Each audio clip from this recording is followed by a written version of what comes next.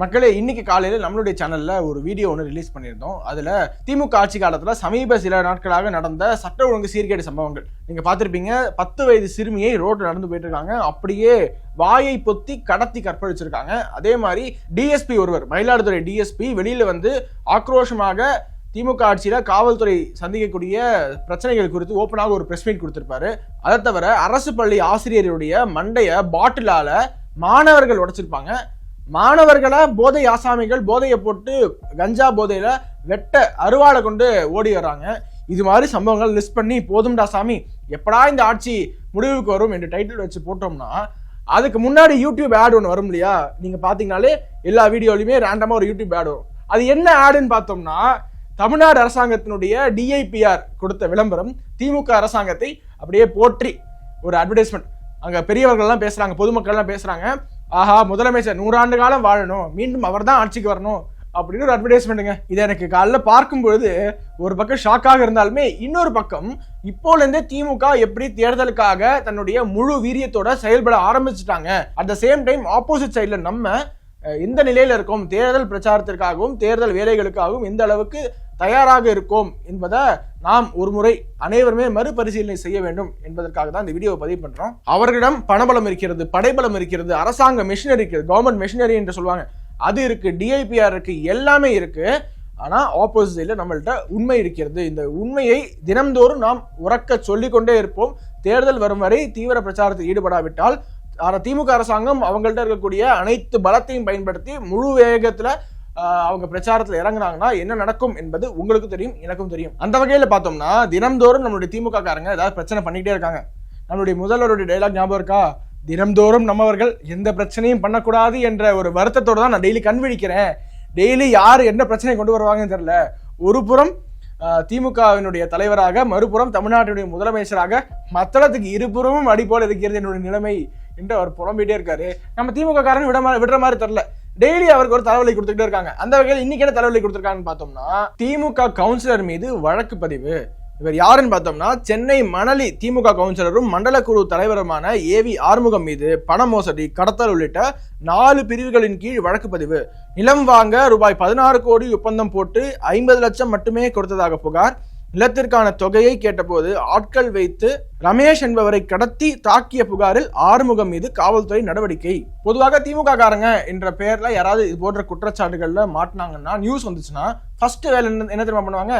இவர் திமுக காரரே இல்லையே, அவர் திமுக காரரே கிடையாது, திமுக மீது களங்கம் கற்பிப்பதற்காக எதிர்கட்சிகளுடைய சதி இது என்று சொல்லிட்டு இருந்தாங்க. ஆனா இவர் கவுன்சிலர், ஒன்னும் தப்பிக்க முடியாது. திமுக கவுன்சிலர், அவர் மீது காவல்துறை வழக்கு பதிவு செஞ்சிருக்குன்னா, பொதுவாக தமிழக காவல்துறை யார் மீது வழக்கு பதிவு செய்யும், யார் மீது எஃப்ஐஆர் கூட போட மாட்டாங்க என்று எல்லாருக்குமே தெரியும். அப்படி இவர் மீது போட்டிருக்காங்கன்னா இதனுடைய பின்னணி என்ன என்பது அனைவருக்கும் தெரிய வருகிறது.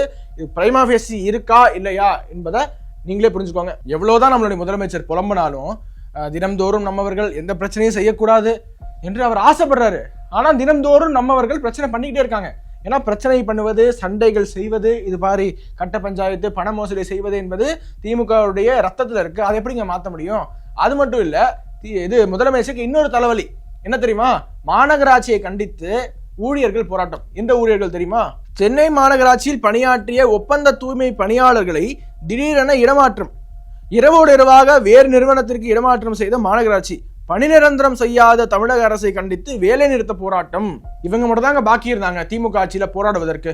தூய்மை பணியாளர்களை இரவோடு இரவாக சென்னை மாநகராட்சியிலிருந்து வேறு இடத்துக்கு பணியிட மாற்றம் செஞ்சிருக்காங்க. இதுக்கு முன்னாடி எத்தனையோ போராட்டங்கள் நம்ம பார்த்திருப்போம். போக்குவரத்து ஊழியர்கள் போராட்டத்திலிருந்து, செவிலியர் போராட்டத்திலிருந்து, ஆசிரியர்கள் போராட்டம் வரைக்கும் எத்தனையோ போராட்டங்கள் அனைத்துமே திமுக ஆட்சியை கண்டித்து தான் இருந்திருக்கு. எங்களுக்கு கொடுத்த வாக்குறுதி நிறைவேற்றுங்க, நீங்க சொல்லிதான் வந்தீங்க, ஆட்சிக்கு வரும்போது இந்த பணி நிரந்தரம் செய்யறோம், டெம்பரரி ஸ்டாஃப்ஸ் எல்லாத்துமே பெர்மனன்ட் ஆக்குறோம் என்று எழுதி கொடுத்துட்டு வந்தீங்க. ஆனா ஆட்சிக்கு வந்ததுக்கு பிறகாக அதெல்லாம் நிறைவேற்றலையே என்று போராடிய பகுதி நேர ஆசிரியர்கள் மீது எஃப்ஐஆர் பதிவு செய்தது இந்த காவல்துறையும் இந்த தமிழக அரசாங்கமும். ஏன்பா நீங்க கொடுத்த வாக்குறுதி நிறைவேற்றுங்க என்று சொன்னால் எங்க மேல எஃப்ஐஆர் போடுறீங்களே என்று அந்த ஆசிரியர்கள் எல்லாம் கதறாங்க. அப்படி மிச்சம் மீது யாராவது போராடாம இருக்காங்கன்னு பார்த்தோம்னா தூய்மை பணியாளர்கள் போராடாம இருந்தாங்க. இப்போது தூய்மை பணியாளர்கள் உட்பட அனைவரும் போராட ஆரம்பிச்சிட்டாங்க. ஆனா இந்த இடத்துல நுட்பமா ஒண்ணு கவனிங்க. இதுவே எடப்பாடி ஆட்சி காலமாக இருந்தா ஒரு சின்ன போராட்டம் கூட பெரிதாக்கப்பட்டு இந்த பெருமாள் ஆக்குறது என்று சொல்லுவாங்க இல்லையா, சிறு போராட்டத்தை கூட பெரிதாக்கி தமிழ்நாடு போராட்ட களமாக இருக்கிறது, யாருக்குமே இங்க பாதுகாப்பு இல்லை, யாருமே மகிழ்ச்சியாக இல்லை, மக்கள் எல்லாமே துன்பப்படுறாங்க என்று ஊதி பெரிதாக்கக்கூடிய ஊடகங்கள் எந்த ஒரு மக்கள் போராட்டத்தையுமே, திமுக ஆட்சி நடக்கக்கூடிய மக்கள் போராட்டத்தையுமே பெரிதளவுல வெளிச்சத்துக்கு கொண்டு வராம அப்படியே மூடி மறைக்கக்கூடிய வேலைகளை செஞ்சுட்டு இருக்காங்க.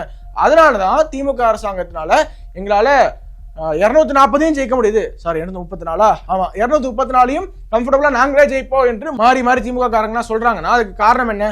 ஊடகங்கள் இங்க இருக்கக்கூடிய பிரச்சனைகளை மூடி மறைப்பது, சரியாக கவரேஜ் கொடுக்காம, சரியாக ஊடக தர்மத்தோட அறத்தோட செயல்படாம, ஒரு சார்போட அரசாங்கத்திற்கு சிங்சங் அடிச்சுக்கிட்டு அப்படியே இருந்தாங்கன்னா எப்படி இங்க பொதுமக்களுடைய பிரச்சனை பேசப்படும்? அப்படி பேசப்படாமல் இருந்தால், மக்கள் மத்தியில காட்டப்படாமலே இருந்தால், மக்கள் தான் மகிழ்ச்சி இடத்துல தத்தளிக்கிறாங்க என்று இவங்க சொல்லிட்டே இருக்க வேண்டியதுதான். அட இந்த தலைவலி எல்லாம் ஒண்ணுமே இல்லைங்க முதலமைச்சருக்கு. இது எல்லாத்தையும் தாண்டி சமீபத்துல காட்டுத்தீயாக பரவக்கூடிய காமராஜர் சர்ச்சையால முதலமைச்சருக்கு பெரிய தலைவலி. அவரும் எப்படியோ மேனேஜ் பண்ணிடலாம், நம்ம முட்டு கொடுத்து பார்த்துடலாம்னு நினைச்சாரு. சில விஷமிகள் எங்களுக்குள்ள கலகம் மூட்ட முயற்சிக்கிறாங்க, அது ஒருபோதும் நடைபெறாது. அறிஞர் அண்ணா காலம் முதல் கருணாநிதி அவர்கள் காலம் வரை அனைத்து காலத்திலுமே கர்ம வீரர் காமராஜரை நாங்க தெய்வம் போல மதிச்சிருக்கோம் அப்படின்னு ட்வீட் போட்டு பார்த்தாரு, பேசி பார்த்தாரு. ஆனா காங்கிரஸ்காரங்க மிகப்பெரிய மனக்குமுறல்ல இருக்காங்க என்பது தெரிய வருகிறது. இதுல ஒரு சில பேர் உள்ளுக்குள்ளேயே வச்சுக்கிறாங்க, மற்ற ஒரு சிலர் வெளியில கொந்தளிக்கிறாங்க. இப்படிதான் திருச்சி வேலுசாமி அவர்கள் ஒரு டிவி டிபேட்ல நாங்க இல்லாம திமுக ஜெயிக்க முடியுமாயா என்று ஓப்பனா சவால் விட்டாரு. அப்படியே இன்னொரு பக்கம் நாங்க இல்லைன்னா உங்களுக்கு ஆட்சியே கிடையாது, நாங்க இல்லைன்னா உங்களுக்கு ஆட்சியே இல்ல, திமுக தனிச்சு நிக்குமா என்று அடுத்து சொன்னாரு. அப்படி இன்னொரு பக்கம் பாத்தீங்கன்னா காங்கிரஸ் நிர்வாகி பாஜகவில் இணைஞ்சிருக்காரு. பாஜகவுடைய மாநில தலைவர் திரு நயினார் நாகேந்திரன் அவர்கள் மற்றும் முன்னாள் மாநில தலைவர் திரு அண்ணாமலை அவர்களுடைய முன்னிலையில திருப்பூர் மாவட்ட நிர்வாகி கோபால் என்பவர் பாஜகவில் இணைஞ்சிருக்காரு. உண்மையிலேயே காங்கிரஸ்ல யாருக்காவது மானம் ரோஷம் இருந்தால் காமராஜரை இழிவுபடுத்திய பிறகும், திமுக இழிவுபடுத்திய பிறகும் அந்த கட்சியில இருக்கணுமா? அந்த கூட்டணி, அதாவது கட்சியில இருங்க, அந்த கூட்டணியில அங்கம் வகிக்கக்கூடிய காங்கிரஸ் நீங்க இனியும் பயணிக்க வேண்டுமா? தமிழகத்தினுடைய ஒப்பற்ற தலைவராக இருக்கக்கூடிய காமராஜரை என்னெல்லாம் இவங்க பேசினாங்க என்று தெரியும். முரசொலியில என்னெல்லாம் கார்ட்டூன் போட்டாங்க என்று நம்ம பார்த்தோம். காமராஜரை எப்படியெல்லாம் தரக்குறைவாக விமர்சனம் செஞ்சாங்க என்று பார்த்தோம். இன்னைக்கு ஒரு கோபால் வந்து இணைஞ்சிருக்காரு. உண்மையிலேயே காங்கிரஸ்ல யாருக்காவது தன்மானம் இருந்தால் நீங்கள் காங்கிரஸ்ல தொடரணுமா என்பதை சுய பரிசோதனை செஞ்சுக்கோங்க. ஒரு முறை உங்களுக்குள்ளேயே கேள்வி கேட்டுக்கோங்க. இவ்வளவு அவமானப்பட்ட பிறகும் நம்ம இந்த கூட்டணியில் இருக்கணுமா என்பதை உங்களுடைய பெஸ்ட் ஜட்ஜ்மெண்ட்கே விட்டுறேன். அதே மாதிரி தமிழ்நாட்டில் பார்த்தீங்கன்னா கடந்த 2 நாட்களாக மயிலாடுதுறையினுடைய மதுவிலக்கு டிஎஸ்பி திரு சுந்தரேசன் அவர்களுடைய பிரஸ் மீட் தான் மிக வைரலாக பேசப்பட்டது. அனைவரிடத்திலையும் மிகப்பெரிய தாக்கத்தை ஏற்படுத்தியது. தமிழக காவல்துறையில என்ன நடந்துகிட்டு இருக்கு, மு.க. ஸ்டாலின் அவர்கள் என்னதான் செஞ்சுக்கிட்டு இருக்காரு என்பதை அனைவரும் கேள்வி எழுப்ப ஆரம்பிச்சாங்க. அவருடைய பிரஸ் மீட்டை தொடர்ந்து நிறைய ரியாக்ஷன்ஸ் காவல்துறையினுடைய தரப்புல இருந்து வெளியே வந்துகிட்டே இருந்தது. இன்னைக்கு அவர் மீண்டும் ஒரு முறை பேட்டி கொடுத்திருக்காரு. அவர் என்ன சொல்றாரு, உயிருக்கு ஆபத்து என்று பதிவு பண்றாரு. தவறு செய்திருந்தால் சஸ்பெண்ட் செய்திருக்க வேண்டும், இடமாற்றம் செய்தது ஏன் என்று கேள்வி எழுப்புறாரு. என்னிடம் விசாரணை நடத்தாமல் சஸ்பெண்ட் செய்ய டிஐஜி எப்படி பரிந்துரைக்கலாம்? தமிழக டிஜிபி ஏன் என்னை அழைத்து விசாரிக்கவில்லை? நான் மிகுந்த மன அழுத்தத்தில் உள்ளேன், எனது உயிருக்கு ஆபத்து உள்ளது என்று பகிரங்கமாக பேட்டி அளிச்சிருக்காரு சுந்தரேசன் அவர்கள். தமிழ்நாட்டில் ஒரு டிஎஸ்பி, மதுவிலக்கு டிஎஸ்பி, அதுவும் இதுக்கு முன்னாடி அவருடைய ட்ராக் ரெக்கார்டு உங்களுக்கு சொன்னேன், எத்தனையோ பேரை சட்டவிரோத மது விற்பனைக்காக அவர் வந்து ரிமாண்ட் பண்ணியிருக்காரு, வழக்கு தொடுத்திருக்காரு. பல சட்டவிரோத மது கடைகளை, கிட்டத்தட்ட 23 கடைகளை மூடி இருக்காரு என்ற அவருடைய ட்ராக் ரெக்கார்டை நேற்றுக்கு பார்த்தோம்.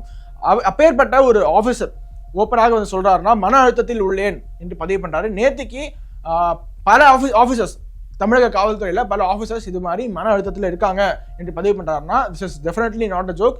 இதுல சீரியஸாக விசாரணை நடைபெற வேண்டும். அவர் கேட்கிற மாதிரி, நான் தவறு செய்திருந்தால் பணியிட மாற்றம் பண்றீங்க, நியாயமா சஸ்பெண்ட் தானே பண்ணும் அப்படின்னு கேள்வி எழுப்புறாரு. என்னை விசாரிக்காமலேயே எப்படி டிஐஜி என்ன சஸ்பெண்ட் பண்றதுக்காக ரெக்கமெண்ட் பண்ணலாம் என்று கேட்கிறாரு. தமிழக டிஜிபி என்னை கூப்பிட்டு விசாரிக்கல என்ற ஒரு பாயிண்ட் முன்வைக்கிறாரு. இதுல ஒரு டிரான்ஸ்பரண்டான இன்வெஸ்டிகேஷன் நடந்தாகணும். எதனால அவரிடமிருந்து இந்த காவல்துறை வாகனம் எடுத்துக்கொள்ளப்பட்டது, மீண்டும் எதற்காக கொடுக்கப்பட்டது, அவர் அப்படியே நடந்தே வராரு ரோட்ல, இதற்கெல்லாம் யார் பொறுப்பு என்பதை மீண்டும் ஒரு முறை நம்ம மக்களுடைய பார்வைக்கு விட்டுவிடலாம். விரைவில் இதற்கெல்லாம் பதில் கிடைக்கும் என்று நம்புவோம். மீண்டும் அடுத்த ஒரு நிகழ்ச்சியில இன்னும் பல சாதனைகள், திராவிட மாடலினுடைய தினந்தோறும் பல சாதனைகள் நடந்துகிட்டு இருக்கு. தினந்தோறும் நம்மளுடைய முதல்வருக்கு தூக்கம் போய்கிட்டு இருக்கு. அப்படி என்னெல்லாம் சாதனை என்பதை தொடர்ச்சியாக பார்க்க வேண்டும் என்றால் நம்மளுடைய சேனலை சப்ஸ்கிரைப் பண்ணிக்கோங்க, தொடர்ச்சியாக ஃபாலோ பண்ணுங்க. வணக்கம், வந்தே மாத்திரம்.